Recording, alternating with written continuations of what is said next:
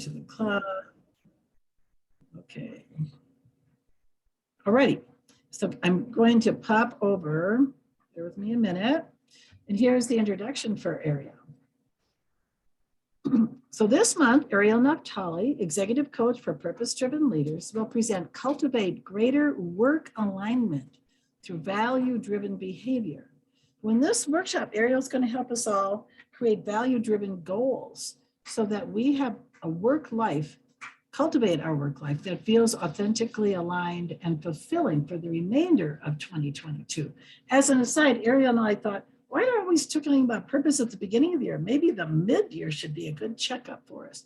So in this workshop, she's going to touch upon identifying our core values in our personal definitions of success, letting go of motivation as a guiding force. This one I'm really interested in, and committing to value-driven behavior, and then aligning to authentic expression to be more energized and engaged. And then, so I think that's really enough for the gist of it. So I'm going to hand it right back to you, Ariel, and just take it away. Hello. Hey, Ariel, go for it. All right. Well, I think I know some of you are new. I really enjoyed hearing all your intros. It's cool to see just so many people who really want to just help others excel in their life and in their career, and just come at it from so many different angles. Like everything, each of you shared something that was just a totally different angle on how to support someone in their journey. And that's just what makes this whole career thing such a beautiful experience, because we all have such unique perspectives, gifts, tools to offer. So tangent on that, I will introduce myself. So Joyce did a pretty good job. I'll briefly describe kind of why I do what I do and how I got here. I liked Kim's reference to a midlife calling, because I usually say that I tend to work with people who have had a midlife crisis or some sort of existential crisis, because this work around defining our why and getting clear on our purpose through our work, not necessarily questions you're asking yourself when you're in, your early 20s. And it tends to happen for many of us at later stages in our life and in our career. For me, for whatever reason, it happened when I was like 23. I don't know, go figure. So here I am supporting people who typically are in their late 30s to 60s, who are making this pivot and transition in their career and really want to focus on doing work that feels meaningful to them and is aligned with what they're passionate about. And so much of that starts with getting clear on what we really value and the why behind the work that we want to do, in order to even start the process of thinking about the systems and the branding and the marketing, which is so important. But if you're not clear on why you're doing what you're doing in the first place, it's really hard to do all those other things in a way that feels aligned to who you are. And so hopefully with this exercise, it'll give you some clarity around that. And for you fellow business owners, hopefully it's a nice little reminder. If you've done an exercise like this before, I know for myself, I have a coach, even though I'm a coach, and it's always helpful to just be brought back to why I'm doing what I'm doing, even as a purpose coach. So I'll just get started. Joyce, do you mind making me co-host if you haven't already? You should be able to share your screen. I should? Okay. Yeah, right. That's the way I have my default set up. Awesome.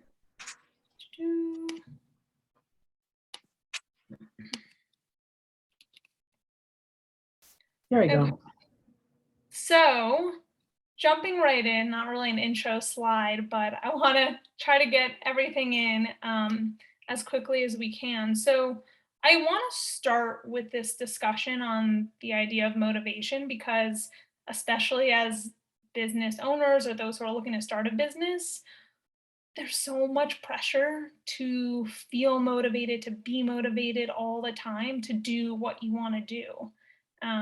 there's this, it's like a societal value. You've got to be motivated or you're not going to be successful.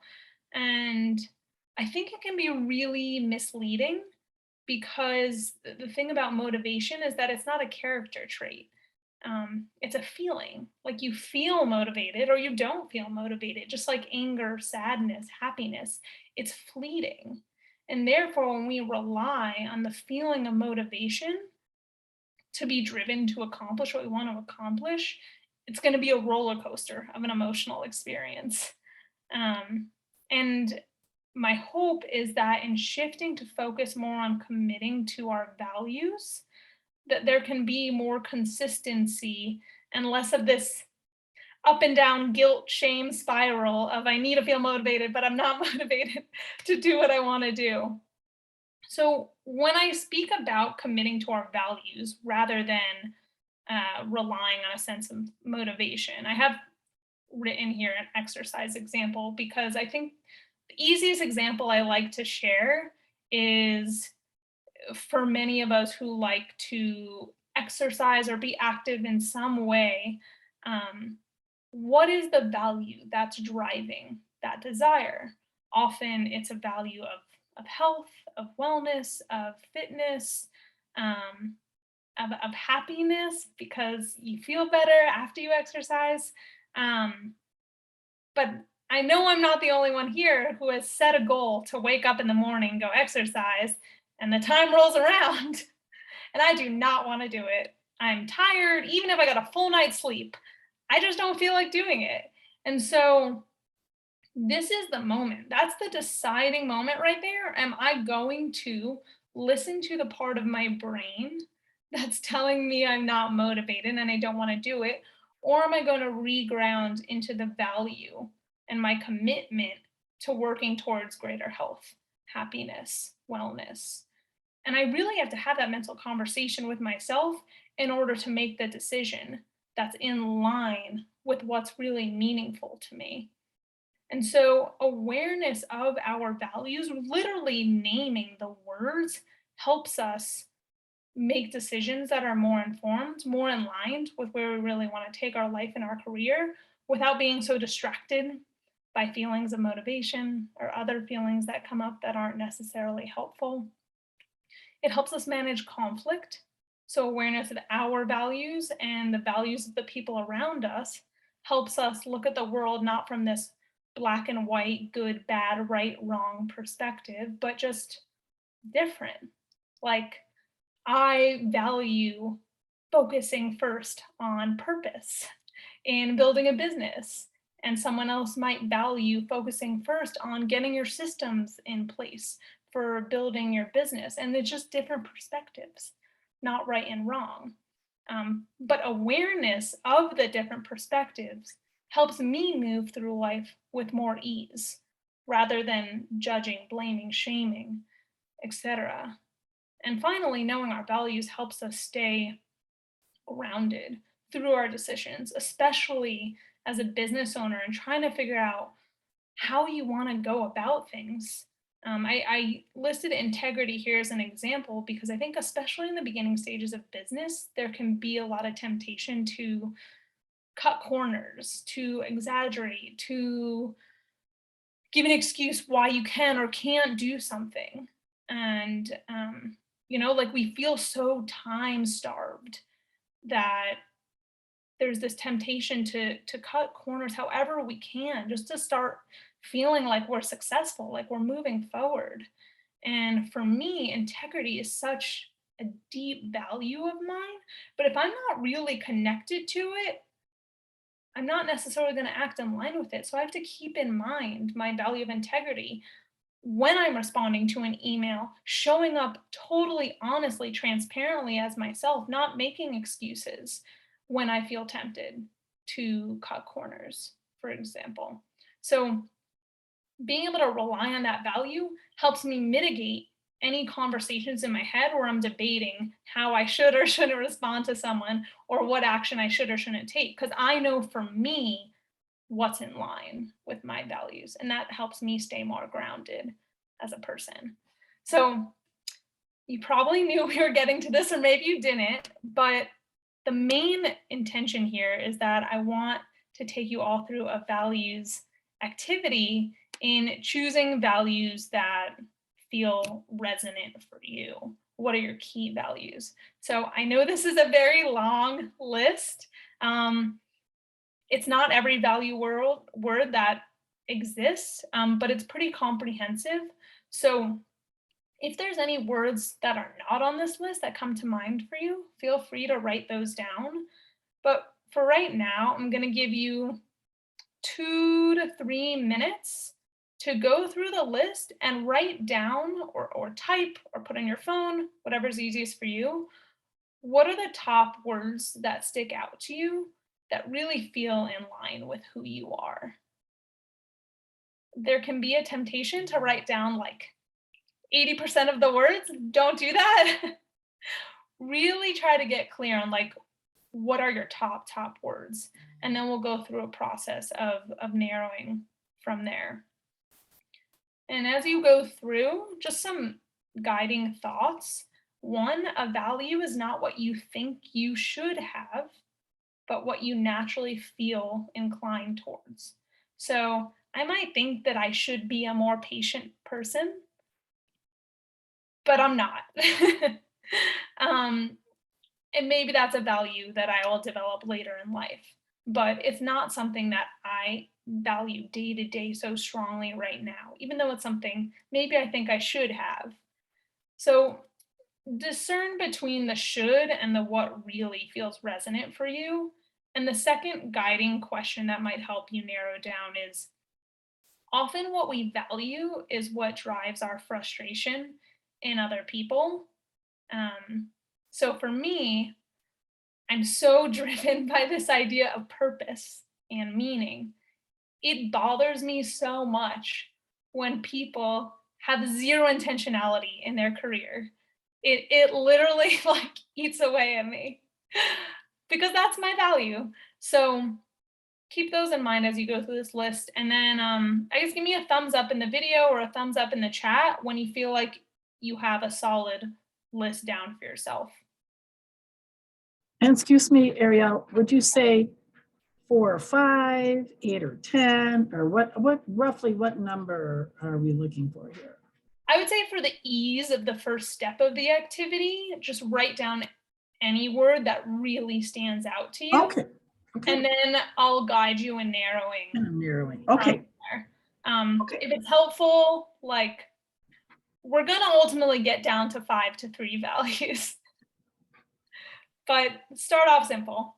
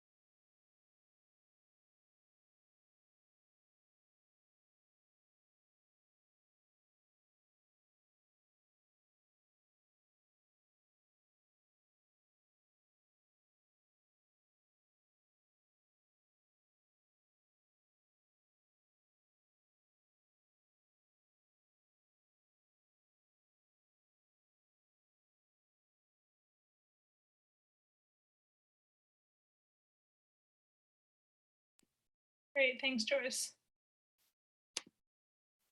Anyone else who's ready, feel free to just thumbs up it or send something in the chat. Awesome, Kim. Ruth. Okay. All right. Next step is starting to narrow down that list. So go back through what you wrote down and look at what's really a non-negotiable for me. Like, this is something that's so core to who I am. I live this and I breathe this every single day, and I'm not willing to cross it off my list.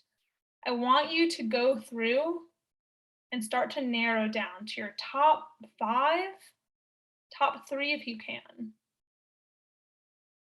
And if you're having a hard time, you can ask any questions in the chat also.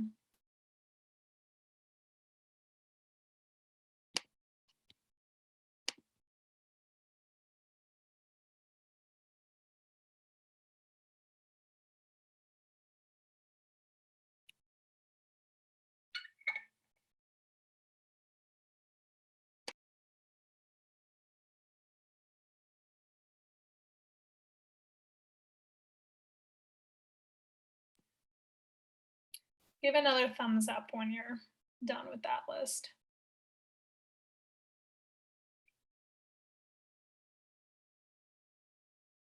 Thanks, Michael. Lori, awesome.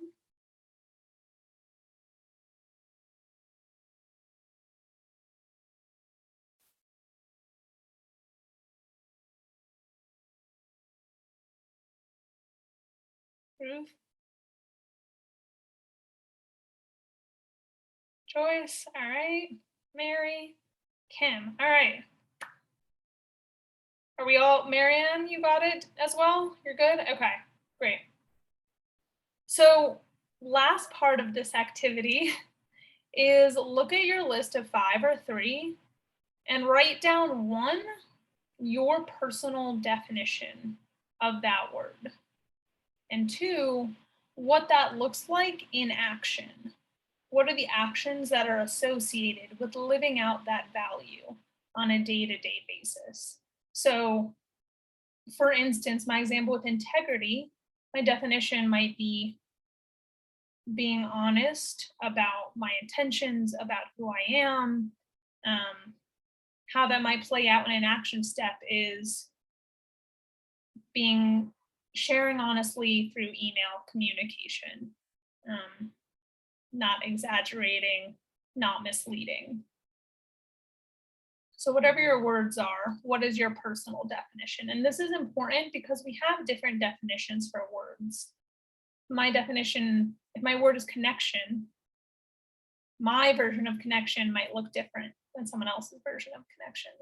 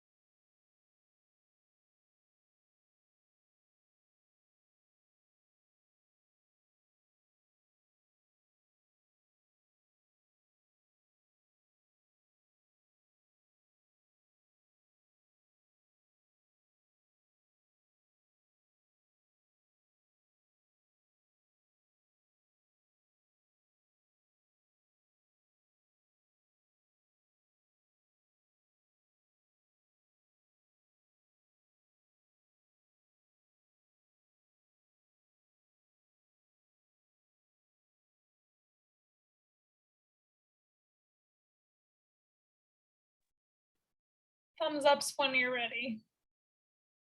Okay. Awesome.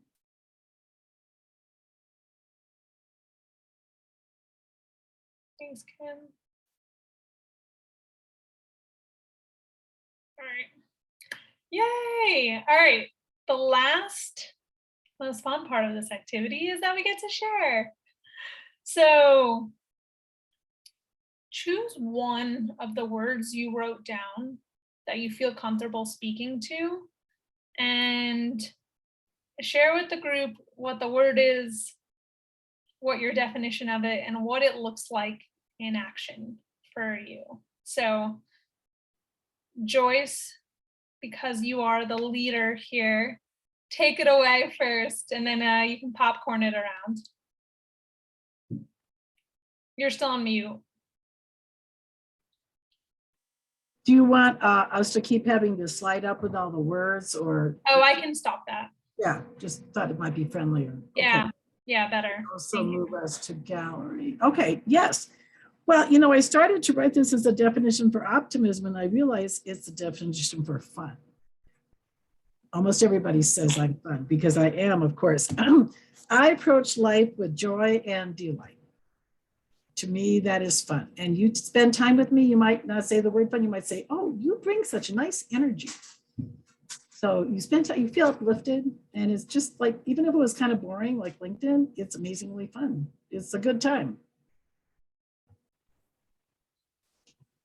I see that 100%. I'm sure everyone else here does too. All right, popcorn it over. Oh, okay, Marie Leslie, I get to pick somebody? Mm-hmm. Oh, okay. Sorry, is popcorn not a... No, popcorn could also just mean like in Quaker church, you know, okay, I feel move my spirit to speak. But so I'd say I'll pick Marie. That is quicker that way. Okay. Okay, my word is purpose. Why am I here? What am I supposed to be doing with my life or my business or whatever? And what are the skills and talents that I need to seek out and develop and find?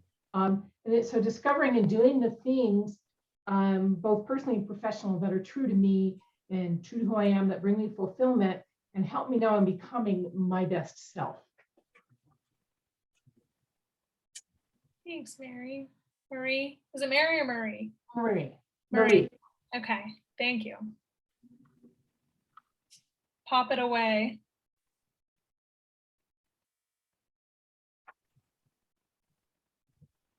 I can choose next if it's helpful. Lori, you're next on my screen. Okay. Mine is relationships, which is kind of a combination of friendship and love, those values together, but relationships and connection.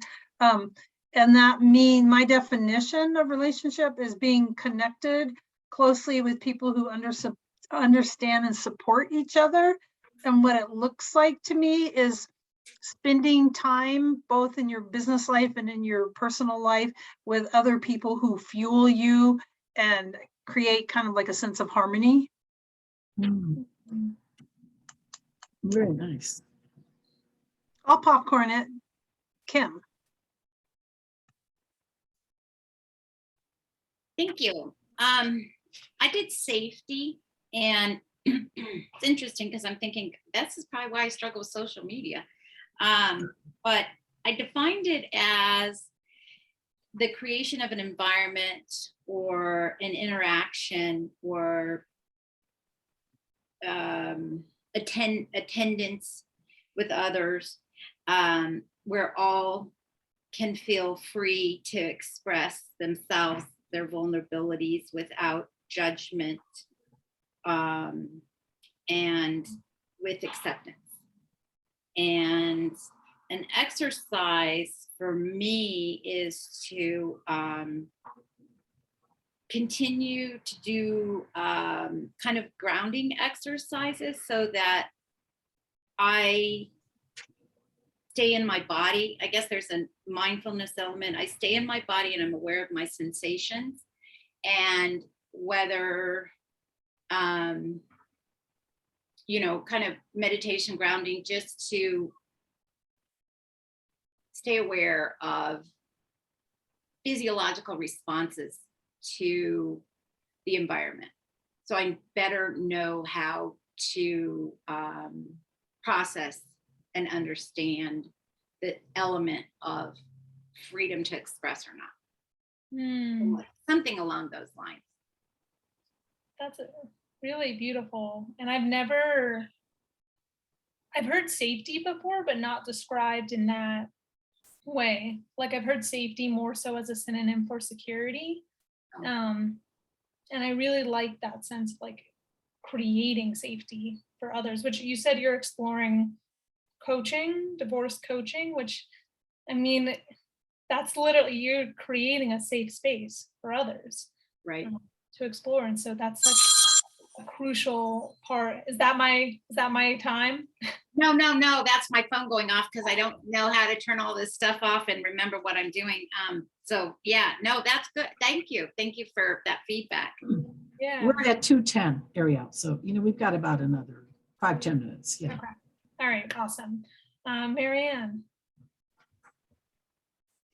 Okay, I picked health as my non-negotiable value, and I think of my definition of health as your foundation, as your base, because without your health, you can't do anything.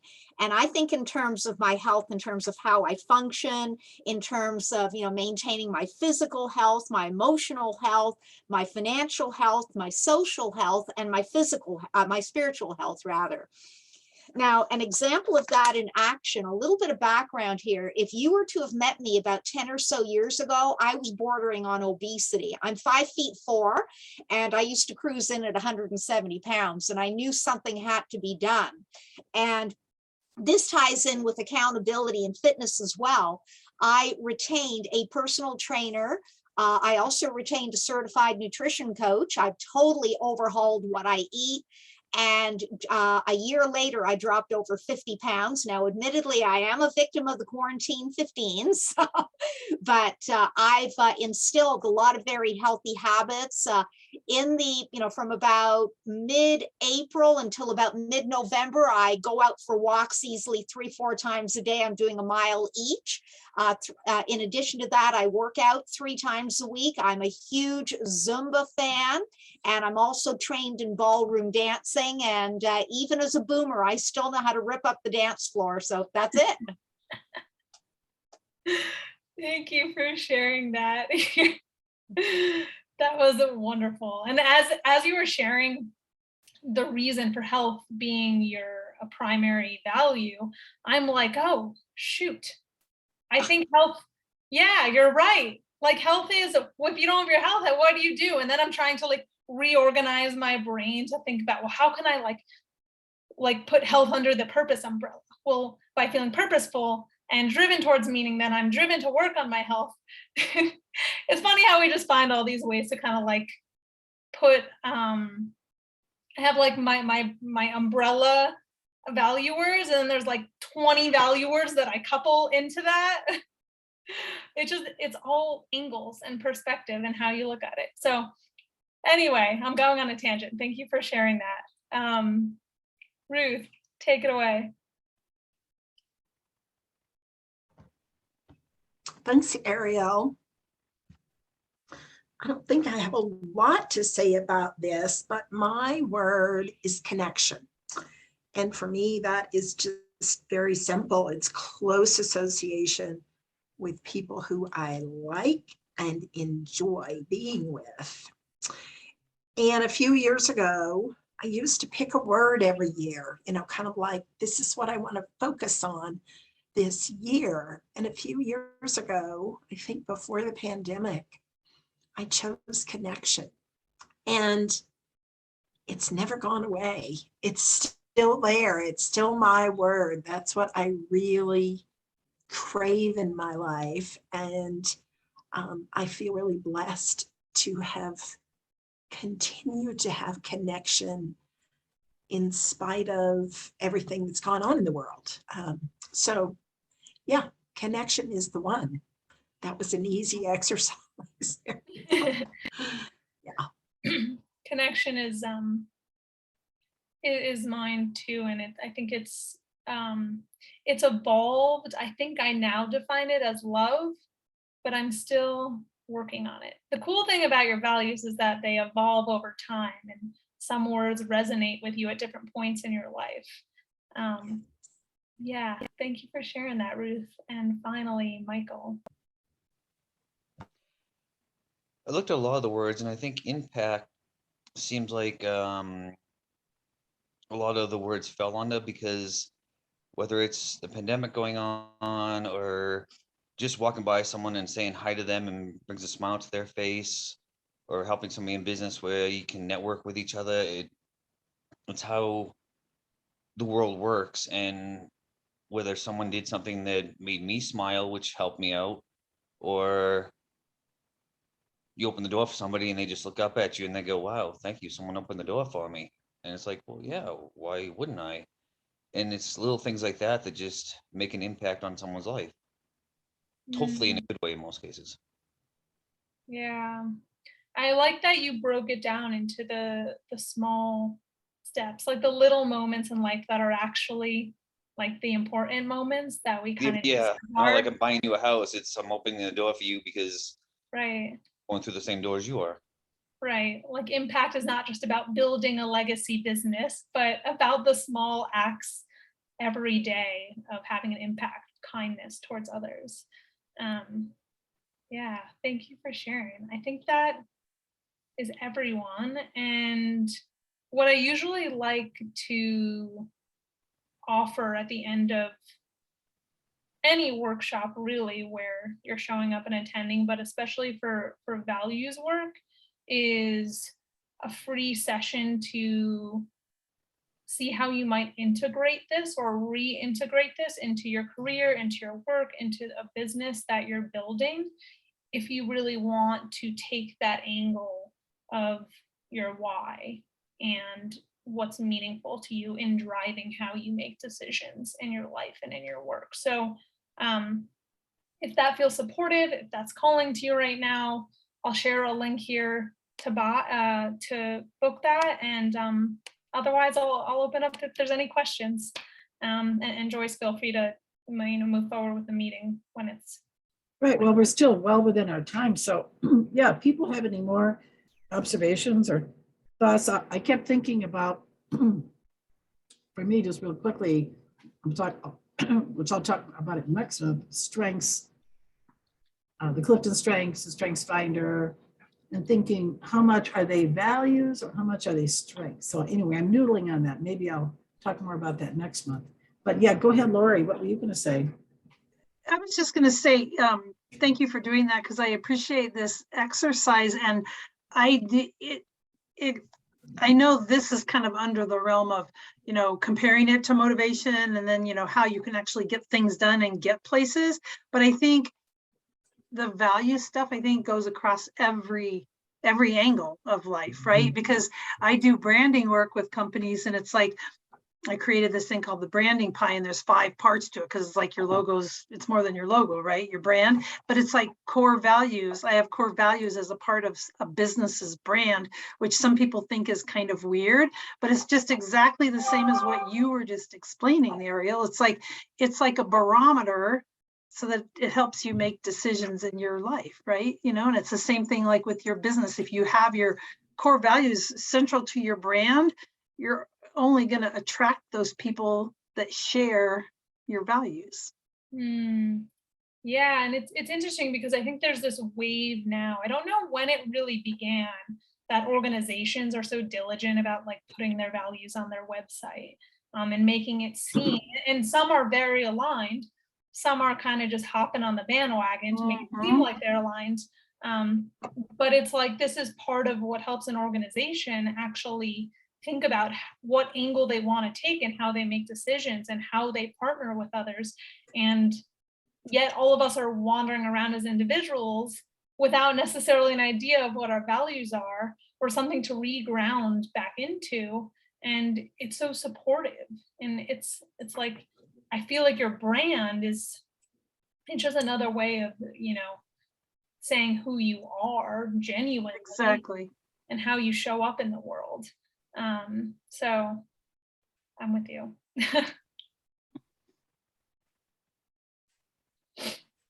Anybody else have any thoughts or questions on this? I'll definitely be taking up on your offer area. For sure. Yeah, I love this stuff. Go ahead, Kim. You're muted. Right. I'm also very excited to talk with Ariel one-on-one because I've been trying to do a lot of value work, and I've tried a million different exercises. Even when I saw all those words, it's like, okay, there's like 5 of them that all fit into a category for me. And so I get overwhelmed by how much there is. And it's like, okay, well, that's how to narrow it down, I think is what I'm trying to say. And you guys, I don't know how to use this chat. I keep pressing. Anyways, I'm sorry. I'm logging up the chat with just trying to get an email out and a phone number. So sorry for all the chat. I will figure this out before next meeting. And speaking of the chat, just so everybody knows, I think most of us do, but maybe not. Over on the right-hand side of the chat, you'll see where you can save the chat on the bottom right-hand corner. Do you see that, Kim? Just say, make sure that way you'll get to keep all the emails. So if you open up your chat and it's over to the far right, there's a little smiley face next to kind of a rectangle where it says to everyone. And then there's 3 dots. Oh, Yeah, wonderful. see the 3 dots? Yeah. Okay, cool. Yep. Yeah. Okay. So I want to make sure everybody's got that because mine will automatically save because it's my meeting. But any Zoom meeting you're at, if the manager, or whatever you call it, the Zoom host allows it, you can save that way. Hey, Joyce, you guys, because Lori tried to help me by putting shift return when you're just trying to make a little line underneath instead of it every time I press, even when I noticed a few people doing that. So every time you hit enter, it's gonna go ahead and post what you put. But if you type something and you hit shift enter, it just keeps returning until you just hit regular enter, and then the whole thing comes in. Or just another quick tip for any of you is have that whole thing typed up and have it like on a sticky note on your desktop or in a Word doc or something. So all you have to do is cut and paste it every time you're on a Zoom meeting. That's like super handy. I did. Yeah, that's what I started. That's a great idea. But even the shift enter, Is it working for you? And shift enter, it still flies off. But I'm on a Mac. I don't know if that makes a difference. Oh, yeah, I don't know. Maybe. And Ariel, that was wonderful. Thank you very much. It was really, really good. Yeah, So of course. awesome. Thank you. I'm glad it was impactful. And I have I know I said I was going to share with you initially, Joyce, part of the description was talking about our definitions of success. But I feel like it might take too long to get into that. But if there's